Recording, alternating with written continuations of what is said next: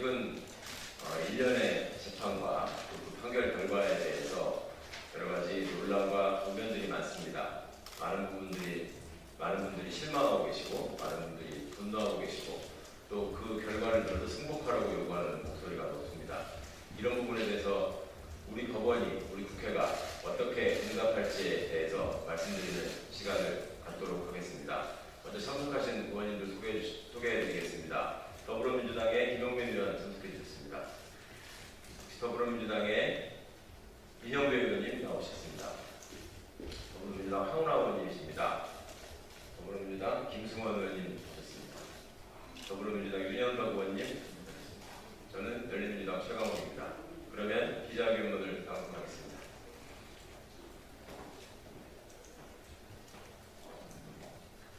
로또 재판, 판사복 걱정을 없앱시다. 시민들은 언제까지 로또 재판과 판사복을 걱정해야 하는가? 판결에 놀라거나 공감하지 못하는 시민들의 목소리가 높습니다. 비판의 대상이 된 판사들은 신상 털기 등 판사 비난을 멈추라고 요구합니다. 일부 법관들은 과도한 진영 논리 또는 근거 없는 비난이나 공격으로 치부하며 법원의 판단을 신성 불가침의 영역으로 고수하려는 태도를 보이기도 합니다. 김병수 대법원장은 이미 2020년 신년사에서 좋은 재판으로 국민의 기대에 보답할 수 있도록 하겠다라고 밝혔습니다. 좋은 재판을 바라는 국민의 열망은 언제나 한결같습니다. 대법원장이 말하는 좋은 재판이 판사들에게만 좋은 재판이 아닐 것입니다. 또한 재판 독립을 침해하는 부당한 외부의 공격에 의연하고 단호하게 대처하겠다고 천명하는 사법권 독립 의지가 온전한 공감을 얻기 위해서는 부당한 외부의 공격과 합리적인 외부의 비판을 제대로 구분하여 성찰해 왔는지에 대한 물음에 정직하게 답할 수 있어야 합니다.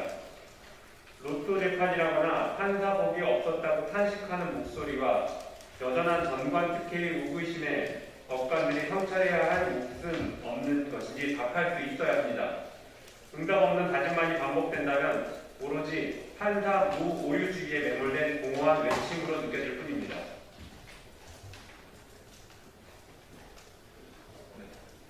판사들은 사법농단 사건으로 수사를 받아 보니 검찰 수사의 현실이 이 정도로 심각한지 몰랐다.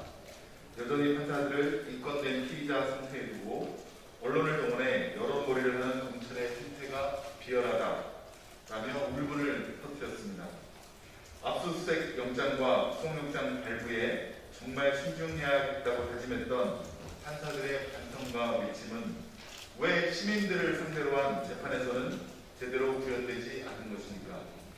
그간 법원이 무죄 추정의 원칙에 충실하게 검사의刑책임과 엄격한 증명을 제대로 살펴서 확실히 지적하고 객관 의무를 다하지 않은 검사의 행위를 준열히 늦은 사례가 과연 얼마나 있었습니까?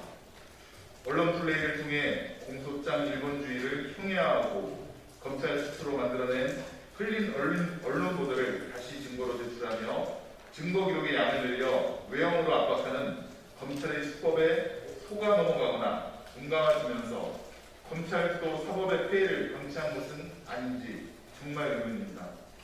상대와 상황에 따라 편의적으로 이루어지는 기소를 통해 있는 죄를 덮거나 없는 죄를 만들고 선택적 불의를 초래하는 공소권 남용의 사례를 짚어내 망나니식 검찰권 사용을 차단하는 일이 왜 손에 꼽을 정도로 적은 것인지도 정말 의문입니다.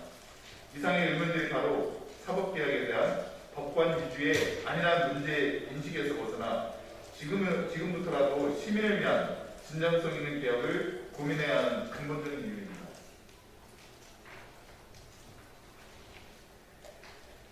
그간 판사들은 판결의 공정성에 의문이 제기될 때마다 사건 당사자들 또는 특정 진영에서 자신들의 유불리만을 따져서 법원을 비판한다면서 국민들의 엄중한 요구를 외면하고 사법개혁의 본질을 허도해왔습니다.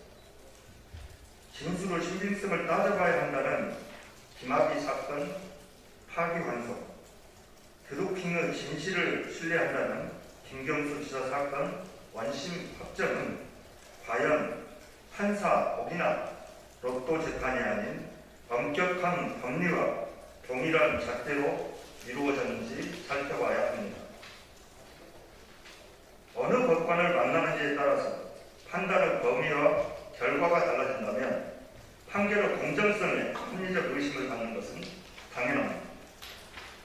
사법권 독립을 앞세워 모든 판결에 대한 무조건적 승복과 수용을 요구하는 것이 실질적 법치주의에 부합하는 것일 수는 없습니다. 특히 상고심의 판단 유탈과 무성의한 기록 검토가 삼시인재를 보장한 헌법의 취지를 몰각하는 결과로 이어질 경우 재판 당사자는 사실상 다시 사법적 판단을 통해 구제받을 길이 막히며 오판에 따른 사법 피해는 회복 불가능하게 고착됩니다.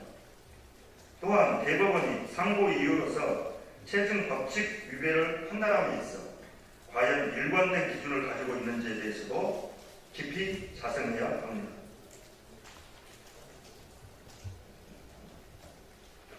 벌써 10년 전에 우리 대법원은 법원은 공평하고 공정해야 한다. 검사의 공소 사실과 이를 뒷받침하는 증거들에서 보이는 여러 불치, 모순, 의문에는 애써 눈 감으면서 오히려 피고인의 주장과 증거에는 불신의 전제에서 현미경의 잣대를 들이대며 엄격한 증명을 요구하는 것은 형사법원이 취할 태도가 아니다. 이 대법원 2010-1668 판례입니다. 그러며 사실심의 태도를 균열히 꾸짖은 바 있습니다. 모르고 저지르는 잘못보다 알고 저지르는 잘못이 더 큰 법입니다. 과연 오늘의 우리 형사재판은 10년 전 대법원 판례가 천명한 원칙을 제대로 구현하고 있다며 자신있게 답할 수 있을지 의문입니다. 사법불신은 법원만이 아닌 국가의 문제이며 판사의 불행을 넘어서는 국민의 불행입니다. 로또 재판과 유전무죄의 불신은 전관 특혜와 비리의 온상이 됩니다. 없다, 오해다 라고만 이길 것이 아니라 진정성 있는 자세로 해결 방안을 모색해야 합니다. 그간 우리 판사들이 무죄 판결보다 유죄 판결이 쓰기 편하다며 피고인의 말보다 검사의 말을 우선한 건 아닌지, 검찰권 남용을 견제하며 피고인의 인권을 수호하라는 법관의 기본 사명을 몰각한 채 편의적 기능으로 전락하지는 않았는지 냉철하게 자문해 보아야 합니다.